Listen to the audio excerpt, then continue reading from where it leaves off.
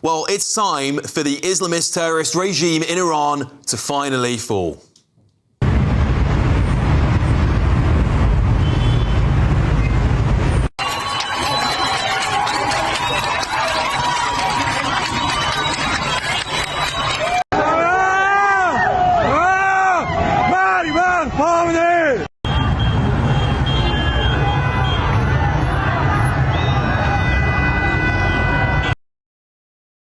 Now, these are unprecedented protests in Iran. Women are cutting off their hijabs, chants of death to Khamenei, their Islamist supreme leader, on the streets. Stuff you never would have believed would take place in Iran. And I want you to understand how truly oppressive, brutal and evil this regime is. In Iran, the state has sanctioned these things: stoning to death for adultery, execution for homosexual acts, beatings, detention and abuse of women for dress code violations under compulsory hijab laws, death or long prison sentences for insulting Islam, clerics or even the supreme leader, child marriage with girls legally able to marry at 13 years old or younger with additional judicial approval. This was not always the case in Iran. Before the Islamists seized power in 1979, Iran was a different country. Under the Shah, women had the right to vote. They entered the workforce in growing numbers. The Family Protection Act expanded women's rights, restricted polygamy, granted them divorce rights and banned child marriage. Universities, libraries and schools flourished. Men and women mixed freely together. And many of the images you've just seen are from pre-revolutionary Iran, and some are from my own stepfather, who grew up, of course, in Iran before the 1979 revolution. Iran was once the most progressive country in the Middle East. It was destroyed utterly when radical Islamists, helped by the socialist left, seized power.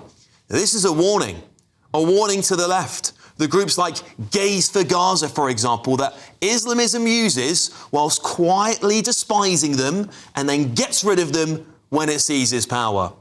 Well, today, Iranians are back on the streets in those unprecedented numbers. They've had enough. The economy is collapsing, inflation is rampant, and the currency has cratered. And the anger is directed now squarely at the regime itself. You saw in one of those clips the woman who cut off her hijab and was literally swinging it around in the streets. This is an act of defiance. The Iranian people are not going to be cowed by this regime for much longer. And as someone who's actually been to Iran, I can tell you this: Iranian people are not backwards. They are kind, intelligent, tolerant, and are so desperate for their country to change. Many of the people you saw in those pictures are still alive today. They want freedom. They want their country back, frankly. And here's the good news. If this Islamist regime in Iran falls, so do many other terrorist groups around the world. Groups like Hamas, Hezbollah, the Palestinian Islamic Jihad group, and Ansar Allah, a Houthi group in Yemen. It would be a hammer blow towards Islamism around the world.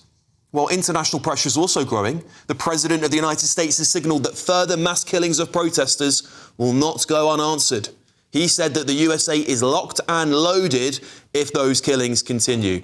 And Ayatollah Khamenei has also been tweeting. He said, "We will bring the enemy to its knees." In his latest tweet, many say he's referring to the protesters against him, but he could also be referring to the USA. All I can say is this: after the removal of Nicolas Maduro, guess who's next? Ayatollah Khamenei, your time is up. I say you're next. We're living in a time of what feels like pretty significant social change, and it makes us question things that we've even taken for granted for decades. And one of those at the moment that people are wondering about is actually money. Is the money in your bank account safe? Should you be investing elsewhere? Are we looking at a potential global crash? What will it mean for your savings? Is there a way that you could be using your money that might be outside of government control even? Well, TallyMoney is potentially one solution. So I'm delighted to say that I'm joined today by the CEO and founder of TallyMoney, Cameron Parry. What is TallyMoney? Well, at TallyMoney, you basically get gold you can spend. So we give people an individual account in their name, everyday account. They get a sort code, an account number. They use that account just like they would pounds from their bank, but it's milligrams of gold that we brand as Tally. Okay. Why would you do that, though? What is the benefit to the customer instead of just having a normal pound sterling account?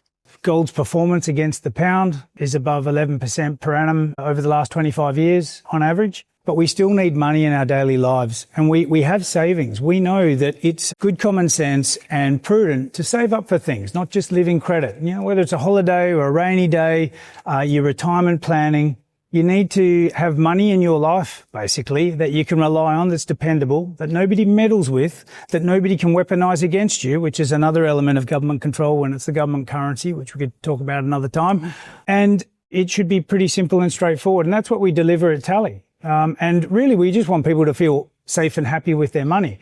There was a time when the bigger your bank balance, the more confident you felt. Now it's like, I need to do something with it. I can't leave it there. In Tally, you can. Okay, brilliant. Cameron Parry from TallyMoney, thank you so much. Thank you, Bev.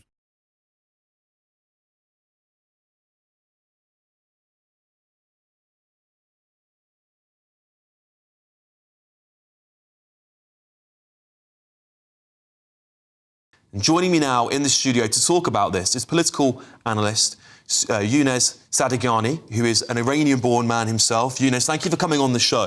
Thanks, Alex. Let's perhaps start off by talking about what's happening in Iran right now. Yeah, so before I answer your question, let me just tell you something that happened to me personally yesterday, because I was actually jumped by a group of 5 men outside the Iranian embassy.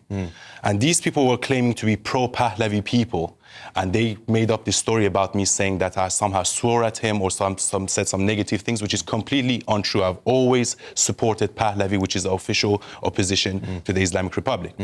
However, it made me think. I was thinking to myself, there's no way these guys are actually pro-Pahlavi. There might be IRGC members. Which is the Iranian Revolutionary Guard. Exactly. Right? Iranian Revolutionary Guard pretending to be pro-Pahlavis and then targeting people like me. And, we do know that the Iranian Revolutionary Guard have actively tried to assassinate people in Britain. We are aware of that. Like Puriya Zarati. Correct. Yeah. And on your case, we have contacted the Met Police, of course, and we know that it's an ongoing case at the moment, in this moment in time. So no significant arrests have been made yet, but we'll of course, keep the audience updated on that. Yeah. And this is a common theme we see, isn't it, with the Iranian Revolutionary Guard. All around the world, they push Islamism, they push their radical terrorism onto other countries, with Hezbollah, with Hamas, they're funding terrorism all around the world.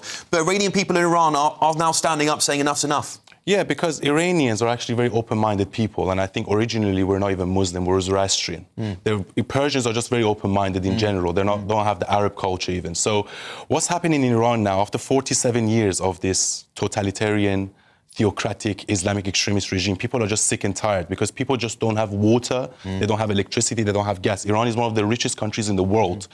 In terms of GDP, they can be the top 5 GDPs in the world.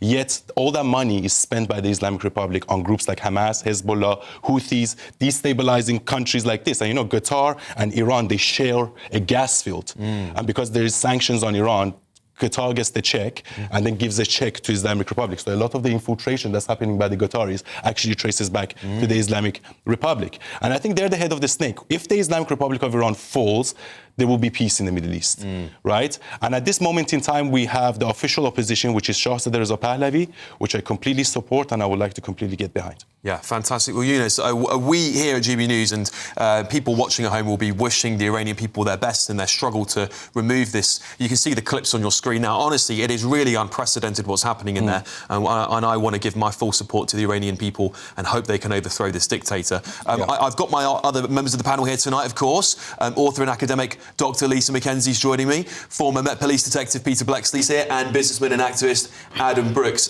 Peter, I'll start with you, bring you into this conversation.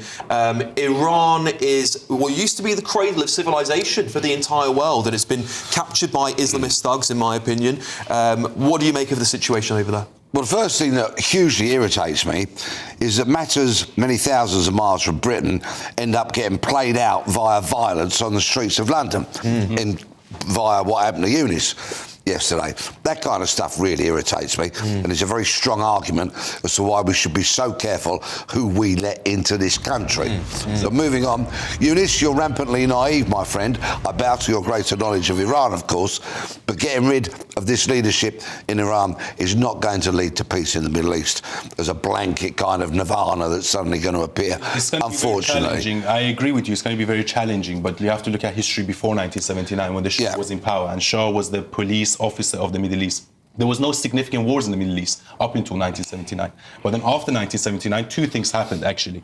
Is when the Saudis kicked out all the Wahhabis, all the extremists, and they went to Syria, Iraq, Afghanistan, and the Islamic Republic happened. So the Saudis managed to kind of externalize the extremism, kicked all those people out of their country, and then those people came to Iran and Afghanistan, Syria. That's what happened. And I think, look, it's not going to be easy. No one said it's going to be easy, but in terms of just looking at it from a geopolitical aspect, you have a country that's destabilized, that's very rich, by the way, very rich, and is spending all that money to destabilize the Middle East and by extension destabilize the West. Of course. Yeah. Oh, yeah, and we see evidence of that.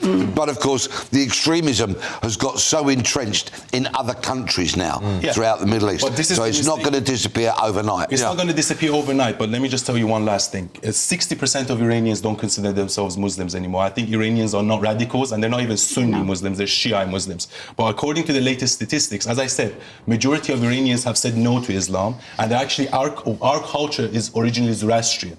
So Islam, that was something imposed on us. So we have this common thing with Israel. Iranians and Israelis have this common thing in the Middle East where they don't feel like they fit in, you know? And that's what we're trying to do.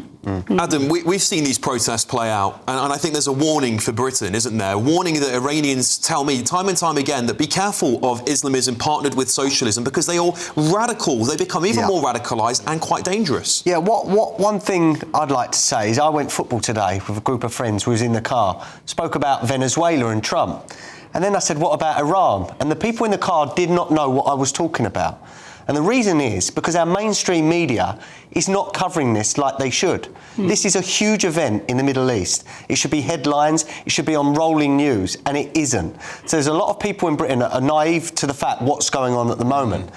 What makes me laugh, really, with the left in this country, or some of the left in this country, they stay quiet when the killing or the oppression is via Islamic extremists. They don't want to stick up for women in Iran. They don't want to put their head above the parapet, right? Because it's not trendy. Palestine was trendy. Iran is not. Let's remember, this is a country with leaders that are threatening the West. They want death to America, death to Western culture. So, look, at the end of the day, it will be a great thing if the people, really a democratic uprising, can topple this regime and a stable government put in place. That would be good for the world. Lisa? Yeah, I've always had a lot of admiration for the Iranian people just because of the culture that has come out of Iran. And watching the scenes, I am really frightened actually for those people because they're doing this themselves. They're coming out of their houses, they're protesting, they're fighting against an absolutely horrific regime. And so, you know, the bravery that those people, you know, I think we've got to really sort of take our hats off to those people, but also know the danger that they are in. We should never underestimate the evil, especially of the Revolutionary Guard. Exactly. I completely agree, and that's why I would really exercise some caution here, because, and I'm not being demeaning in any way, shape or form, so please don't think I am, but the burning of a few posters and the taking off of a few hijabs is not going to get rid of this religious, zealot, murderous regime that would shoot people dead rather than allow them to have a free voice. What's it going to take, Eunice, to topple the regime? So I agree with you. It's not going to be able just for the people, because as I said, the people in Iran are hungry. They don't have enough water, they don't have enough electricity. So at some point they're going to run out of energy, right? So they can't do it by themselves because we don't have freedom of speech in Iran. You get shot if you go and protest. So would you take that risk if you knew there was a chance like someone would sniper you? So we need international support. What is international support? Exactly what Israel done during the 12-day war. Strategic striking of nuclear facilities, military facilities, IRGC members, and also having a viable opposition that can come and take over charge. It's not going to be be easy. Iran's probably going to be in transition for the next 2 to 3 years. But in 2 to 3 years, then people can have a referendum of what kind of a leader they want, what kind of a government that they want, and whatever is going to happen. A final question to you then, Yunus. Would you welcome the support of President Trump, who said Washington's locked and loaded? He said if more civilians die, they're going to get involved. Would you welcome that? I 100% welcome that, and I wish the UK had a leader like that. Unfortunately, we have one like Nigel Farage, but unfortunately, we didn't have a leader like this up until Trump. And I think it was the Democrats that actually caused the revolution in 1979 with President Carter. And Donald Trump is saying, he's giving the confidence to Iranians that they didn't have for the last 47 years, because they didn't have any support, saying, you go and protest, we will look after you. Like, in the back of your mind, that must give you so much courage to say, you know, America is going to come behind you. And it's going to put shiver in the boots of those that have. And this will send the lefties into meltdown, but what we need is some good old CIA insurgents funding and supplying of weapons and all of that. What we're underestimating here, these protests are nearly in every town and city throughout Iran. If some from the army defect or refuse to go against the people, the police refuse to go against the people, this could rapidly escalate the situation. Iran is in lockdown, really, at the moment. Nothing can happen. But if those authorities refuse to go against their own people, this will accelerate it, and I think we could see it within days or weeks. Well, listen, we'll keep you updated on this story here at GB News. Of course, we are always dedicated to telling the truth here and telling it as it is. Yunus, thank you very much. Brave of you to come on tonight. I really appreciate it, and best of luck to the Iranian people. I am very much behind you, at least. There you go. Time now for a Great British Giveaway.